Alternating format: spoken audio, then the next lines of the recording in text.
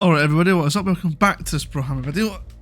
We're in Ignore the Hair, first of all, alright? I know, I'm aware of it, trying to deal with it. No, whatever. Ignore the fact that I also have what looks like a dog blanket behind me. It's not, it's a onesie, alright? I'm getting those two things out of the way because the third big thing that you're going to be hating me on today is my opinions and takes on Oblivion Remastered. It's not an easy one for me. This is one of the most iconic games I think that exists in our landscape. There is an untold amount of praise that goes into this game, and everyone that I know of that still games to this day loves it. I think if I told them to their face that I don't like it, it would result in death. Stop right there, criminal scum! This is one of the most revered games that I know. And I've never played it. It came out in what, 2006? So I would have been 9, 20 years ago. It's the math I think I've done in my head. If I've got it wrong, don't correct me because I probably have got it wrong. But I'd have been around that age. So 9 years old, playing Oblivion, probably not the thing that I would have been doing. 2006 would have been like Xbox 360, and I think I got my Xbox Arcade around 2007, 2008. I remember playing Call of Duty 3, I remember that, so whenever that came out it was probably when I got an Xbox. The overarching thing that I get from Oblivion is that it is a cool voice, says lines simulator, crossed with a cool soundtrack simulator. I don't get much else from it. I'm around 10 hours in, 5 hours of that has been changing and adjusting settings and trying to get the game to perform correctly on a 2080 Ti and an R9 3900X, which now seems to be woefully out of date for today's gaming juggernauts, especially those remastered titles from 2006, which the industry has deemed I need to now have a 5090 to play.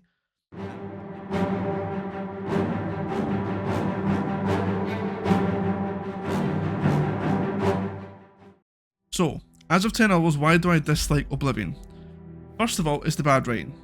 Bad writing is something that I can't really get myself past. Maybe it's just like something that I now appreciate in games these days, or like having to suspend disbelief isn't something that I can easily do when it comes to titles. But the set scene, the main king, Septim, who like comes up to your jail cell, telling you that there's a big thing going on, you're actually quite important, and that yeah, you were a criminal and you're in a jail cell, but don't worry about it. Usual mix-up with the watch. Never mind. Get that gate open. Stand back, prisoner. We won't hesitate to kill you if you get in our way. It sounds like the audio's coming from over here. Stand aside.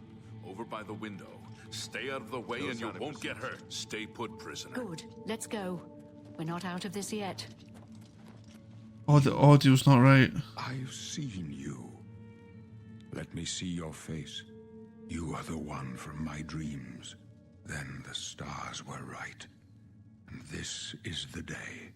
Gods give me strength. Yeah, I have no idea what's going on, by the way. Assassins attacked my sons, and I am next. My blades are leading me out of the city along a secret escape route. By chance, the entrance to that escape route leads through your cell. Perhaps the gods have placed you here so that we may meet. As for what you have done, it does not matter. Yeah, I'd like to know. Is not what you will be remembered. First of that's the first flag to me. I need to know why I'm in that jail cell. I need to know what it is that I've done. I need some more backstory. It's why I think it's why I can't get invested in characters in Skyrim. A lot of game companies, a lot of movie companies, they do a lot to build up characters that you actually want to sort of invest in and trust. When you meet Aragon for the first time, he's just a strider, but he's just a ranger. As time goes on, you find, wait a minute, he has like this elven connection. Wait a minute, he's the king of Gondor. Wait a minute, that actually makes sense. The story builds up to it by giving you little bits and pieces of information. But Oblivion, Skyrim, Elder Scrolls, those kind of RPG games, they just throw you into an NPC and tell you, hey, take control of this. It'd be like giving you control of the bar manager at the what do you call it, at one of the taverns in the Imperial City, and just like, right, you were managing this, don't worry about it, you're now important, and go off and do this thing. I can't vibe with that level of storytelling. I find it to be quite lazy. I understand Oblivion, being a 2006 game, probably had a lot of leeway when it comes to it, but when you re-release the title in 2025, I think it's quite important that these things are highlighted, because people are going to be coming to this with a modern games era, like a modern games lens, and expecting something probably a little bit more than what it is that they're getting. So if you're looking at this and going, my buddies for the past 20 years have been saying how good this game is and I just can't even get invested, and that's probably why. You're probably expecting something else to be happening here. The way the story works out is he dies, alright, spoiler alert, it happens in the first 10 minutes. This guy's voice that has been like, oh my god, when I hear this, I get goosebumps. And don't get me wrong, voice actor, whoever it is that plays him, I don't know, sorry. I probably should know that, but I don't as of writing this, but he's like, he has a good voice, alright? I get it. He sounds good when he's reciting his lines. I get it. But he dies in the first 10 minutes, so my investment in that character was completely gone straight away. It's like, alright, great. It'd be like killing Iron Man in the first 5 minutes of Iron Man. Alright. So he's gone. He gives you an amulet, the Amulet of Kings. He gives you to this after he dies, so then he tells you to go to one of his closest allies, who is hidden his secret heir, alright? But it's like an illegitimate son, so it's like, you know, kings and queens shit is probably not like gonna vibe with like most of the community. But hey ho, there's one there, and he has to like reignite the dragon fire, otherwise the gates of Oblivion will open and tear the world apart asunder. Classic world's gonna end nonsense, alright? So we do that, we go to the ally, we tell him his mate is now dead, and we have his jewellery, the Amulet of Kings. What does that guy do? Does he beat her ass, or does he like just fully trust us entirely? He just fully trusts us entirely. Tells us where the sun is. No, I'm not joking. He literally just divulges the information. And then tells you the enemies of Oblivion are probably on their way to kill him, so you should get there as soon as possible. For me, that's strike 2 of suspend disbelief. At least find out if my story checks out. Like, I think when you tell him the king's dead, he like, at first is quite like combative and is like, oh, how do you know that? Why do you have that? You better explain yourself. But then the minute you do, he's like, oh yeah, that sounds about right. I think if the persuasion system was like a little bit better and you could like persuade him that you're telling the truth, that might make sense. Otherwise you got to go and do some sort of quest line. Like what I think they do with their newer titles.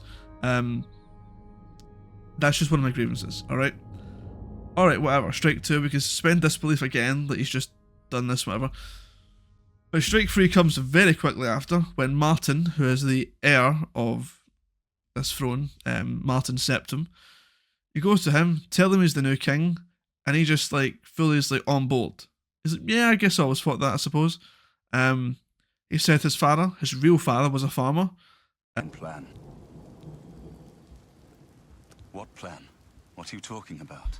I prayed to Akatosh all through that terrible... What can you possibly know that would help me? Emperor Uriel Septim? You think the Emperor is my father?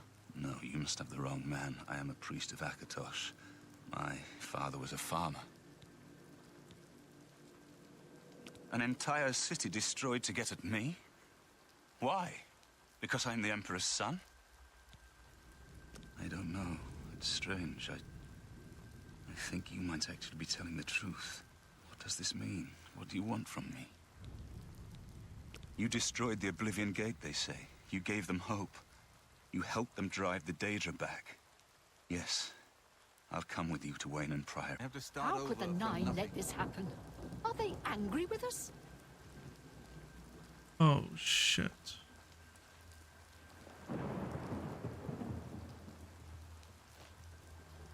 Is you gonna follow me now? Unless you need some. I've put myself in you.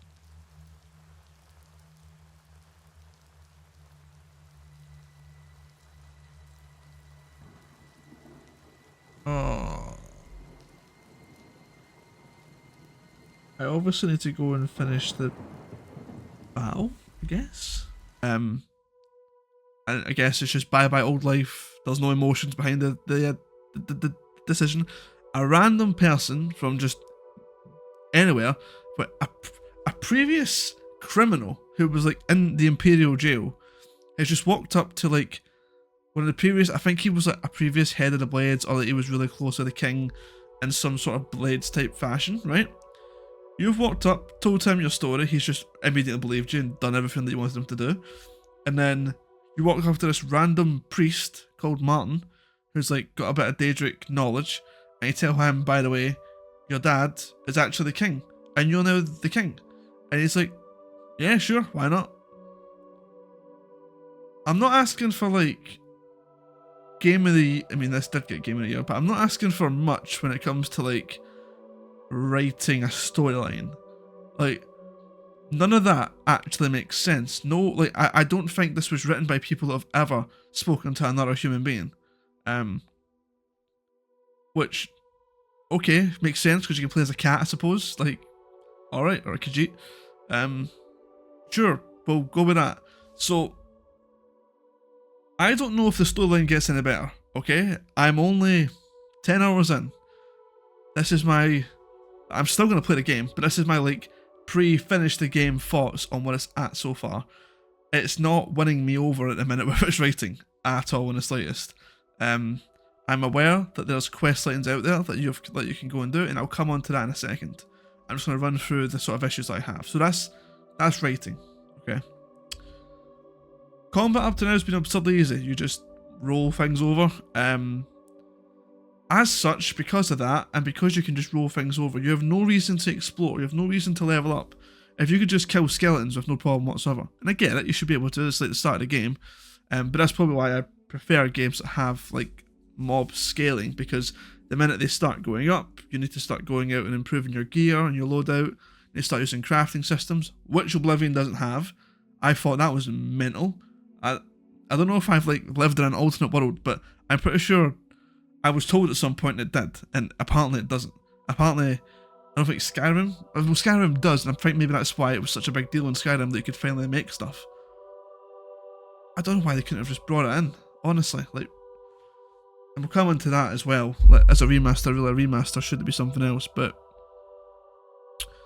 we'll come on to that. So I have no reason to explore a level because I can kill anything with the original gear that I get, and when I've been doing this main quest line, they're giving me armor and gear anyway, so it doesn't seem to be much of a problem. Yeah, when I have been doing the sort of explorations, dungeons, and little caves and stuff like that, I get to the very end and there's nothing there. So it seems pointless to me. Unlike, like, I've been speaking to friends that have played this game, and they will barrage me with information like, oh, if you go and do this one, you'll get this really cool item. If you go here, you'll get this player house. If you go here, you'll get this item. And it's like, I need the game to tell me this, not someone that's had 20 years of experience with the game. It's like when you first join like like World of Warcraft and you've never played it before, and you got a buddy that's played it for 20 years. Of course, they can tell you absolutely everything that you're meant to do, and that makes the game much more accessible. But the game should also be telling you what to do, and like me experiencing this for the first time should, in my opinion, the game should like take me there. Like, it should give me a reason to go there. It should give me a reason to want to finish these caves and get loot at the end of it. Borderlands does that really well. I get it. It's a more newer modern game. I don't think by much though. I think the original Borderlands came out quite not that far off. The game's not really giving me much motivation to adventure at the minute. And that doesn't help because you can fast travel basically anywhere. The game unlocks various fast travel locations which are pretty much a minute or two away from the destinations that you need to go to in terms of like walking to them. So you can just fast travel close enough and then walk to it. Which strikes me as completely odd in this like adventure based RPG. I thought the whole point of Oblivion was that you just run around the world and you fall over content. So far, I have done that, and apart from being interrogated by one of those watchmen or whatever it was on the road, highwayman, he asked me for money, in which I said no, and I killed him. That is the only adventure that I've had so far in terms of like being taken off the broken path. So yeah, I don't really get any of the explore elements, but one of the first things I did, because understanding that this game sets a tone that you can basically go and make up your own adventure. If you want to go and not do the main quest line, you can go and kill someone and then do a whole other quest chain, right? You can figure your own things out. This is your story to sort of meld. I went to the Imperial City because I had some stuff in my bags from the initial tutorial and going around the little caves that were nearby there. was I was expecting to go there and find quests or things to do. So I did what anyone I think normally does in these situations and goes to the post office, goes to the merchants, goes in there, asks for rumours, talks to the NPCs. I spoke to everybody and there were no quests. There might have been one relating to like a thief or something like that, but there wasn't really much more information other than that. I had to go and like try and figure it out. There was the arena, which I like partook in, but that's like that's not really what I would call a plethora of side content. I expected honestly to go to the mail sorting office place and have a jobs board that I could then just start interacting with to like venture into different parts of the city, understand different parts of the game, go to different areas and start talking to people and getting like relationships built up. But there was nothing there. Maybe I'm far too modern RPG focused, but that seemed a little bit crazy to me, and I still don't understand what the side content in this game is. I spoke to someone on a road when I was going to Ketch, I think it was, for the first Oblivion Gate, and he told me to go and catch some fish. He didn't tell me how to fish, and the quest doesn't tell me how to fish, so I went into the inn that was nearby that guy. There was nobody there that could teach me how to fish. There was a guy that could teach me how to upgrade my stealth, which I didn't really care about. But there was nothing there about fishing, so I went into the water and I started cutting down the fish with my sword. But I only got 2 scales, and it seemed completely like the wrong thing that I should be doing. I feel like I should have a fishing rod and I should be fishing. I don't think I should be running around the lake with heavy armour and a sword and bobbing up every second to try and catch my breath. It felt as if I was doing it wrong, and there was nothing around that vicinity of that quest to actually like push forward and complete it. So it's still in my quest log. I still need to go back and figure out what it is that I meant to do. A lot of the discussions I've had around this sort of stuff is people like checking if the old exploits work for like alchemy, XP and duplication, so that they can like get their character leveled up really quick and get a lot of cool stuff. That just defeats the purpose of the game to me. And maybe this is the whole point of me experiencing this for the first time. If I had played this back in 2006, I'd probably have the same thoughts. I don't play a game to do like exploits and break it in fun and different ways. Like, I play a game to actually like do the quests that are there, get the achievements that are there, and progress through the story. I want to make a really cool character, and I want to like do really cool things at the end of the day. The Oblivion Gate stuff was awesome. Give me more of that. But that was absurdly easy as well. I went in there, there's very little mobs, first of all. There's very little people to actually have combat with, I presume because the game at some point was so old that they can't really have that many mobs on the screen at the first place. I don't actually know the technical reason for it. That's just a guess. But yeah, that was easy as anything. You could just go in, go to where it was that you needed to go to take the orb out. The only thing I died to was walking into the beam, which is fair enough. That's a stupid thing to do.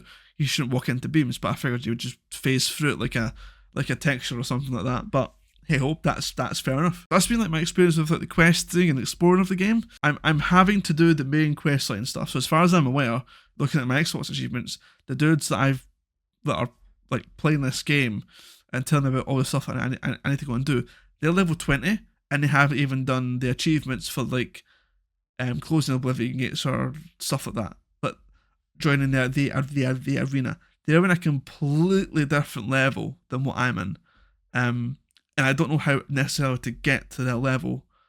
I'm level 5, and I've already like gave Martin the books. I've already done all the sort of finding the cult and stuff like that. That we're trying to get into Paradise at the minute.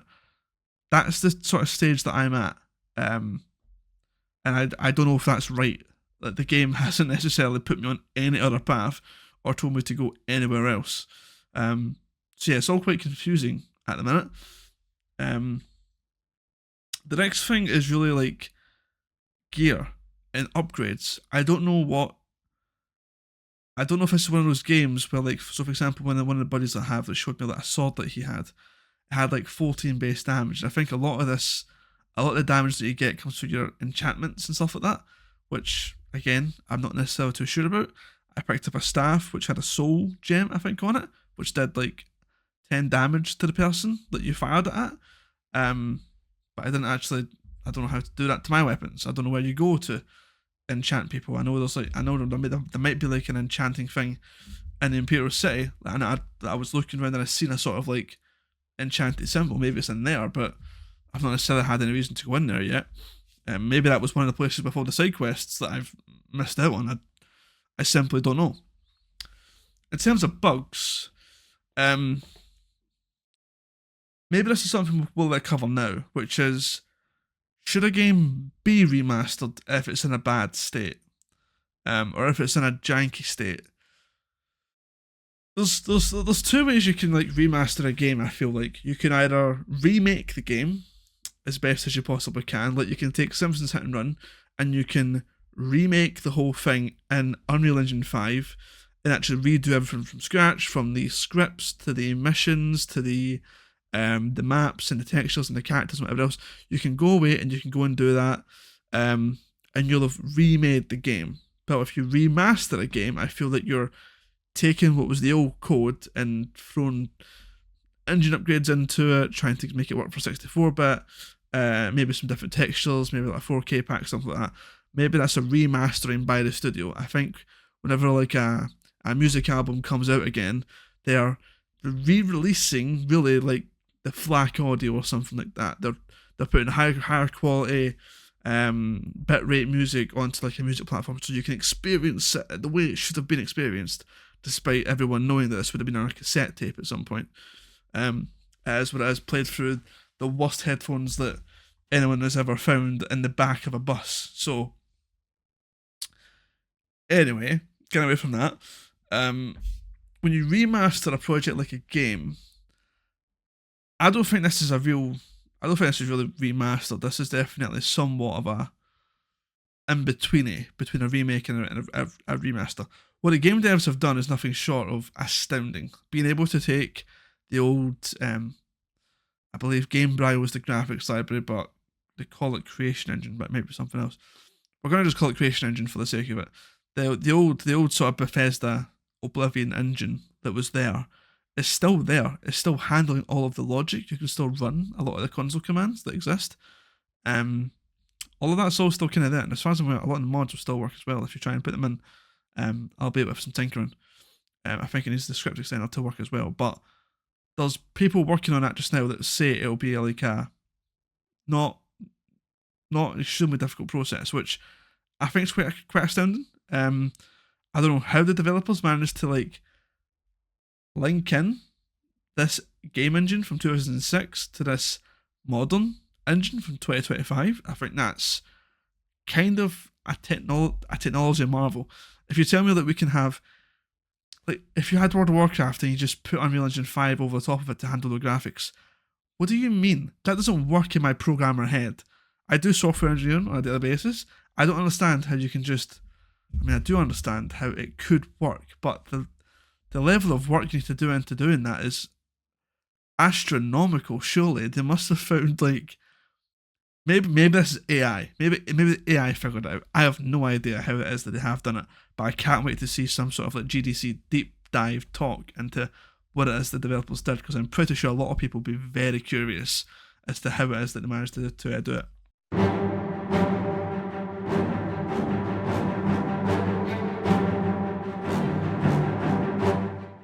So, when it comes to remastering and the existence of bugs that exist at the minute in your game, I don't think it is as cool, and shoot me for this opinion if you want to, that you just leave the bugs in the game, okay? The hilarity at which people go, oh my god, Bethesda are playing 4D chess by leaving the wrong voice lines in the game. So for example, there's a scene where an actress is saying a voice line and she says, no wait, let me do that again, and she says the line again. I heard that thieves broke into the Arcane University, the Imperial Legion compound, and the temple all on the same night. Wait a minute, let me do that one again.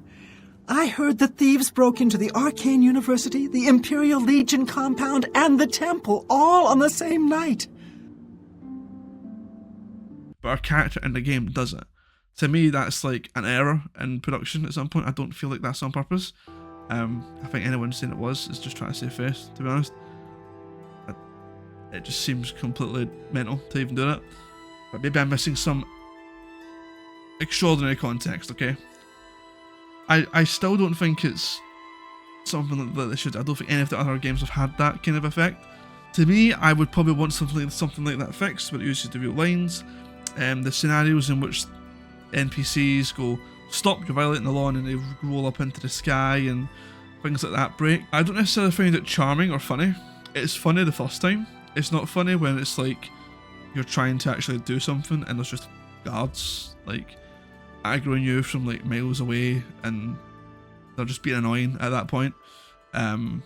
Which I get some people might not have a problem with. And Oblivion it's just a funny game, and they're doing it for the vibes or the fun or the hilarity. Like, I get it, but that's probably not something that I enjoy at the end of the day.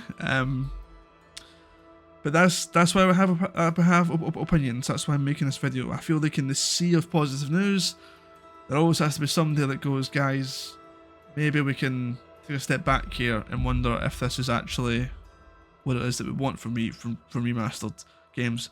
You can't fix bugs, but you can as hell sell a deluxe edition of the game, which comes with various cosmetic packs, which I think the community was very upset about back in the day, which now seem to not be bothered at all about. There was a thread on Reddit about this guy who was going, he boycotted the horse armor pack back then, but has now bought it now. And I think that's a sad decline, honestly, in the industry. I don't think that's great. I think the fact that if I think a Call of Duty game released in the state that this one did in regards to its performance issues, or in regards to how just... In regards to its performance issues, in regards to maybe even its bugs, like, is it charming if that happens in Call of Duty? I don't think so. I don't think people would be as...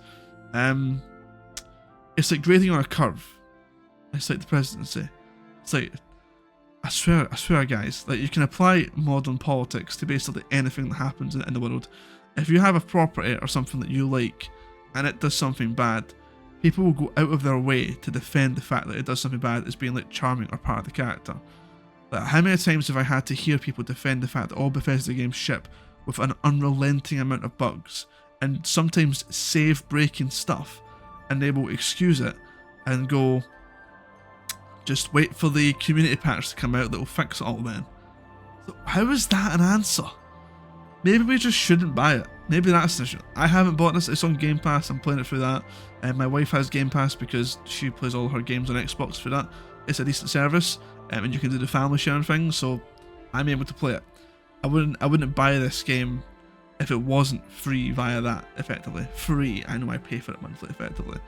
But another game came out, Expedition 33, which looks incredible, frankly. It looks really, really good. It's a brand new take, brand new IP, brand new story. Looks really, really awesome.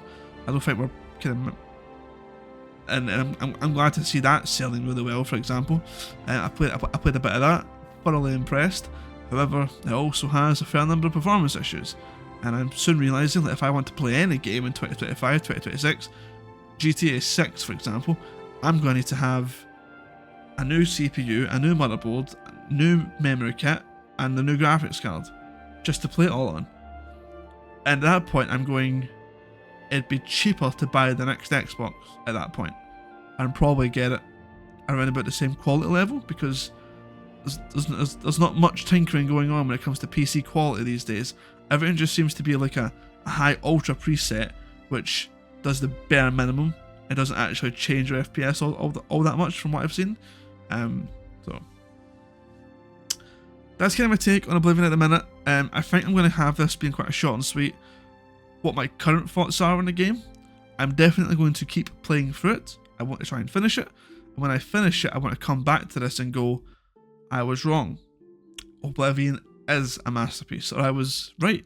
Oblivion is absolutely nonsense. I don't understand any of it. And I hope that happens. I hope I am wrong. I want to hopefully say here, I hope I am wrong. I would love nothing more than for a game to be good. A lot of people think that just because you have negative thoughts in a video game or a project, you want it to be bad. I don't want video games to be bad. I want it to be good. I want to actually, like, hearing my buddies describe about how great that they've been, how great of a time they've been having. I want to be sitting here making a YouTube video being like, guys, I don't really get this. No, I want to make this so that I can hopefully send it to them and they'll be like, oh, this is what you're missing.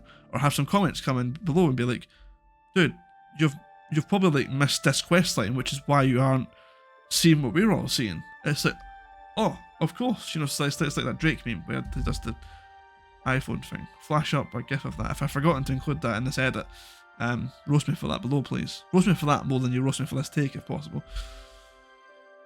So that's it. That's me. Thanks for watching. I'll probably another 6 months between my other video projects, but have a good one. Brohammer signing out. Enjoy your day. Bye bye.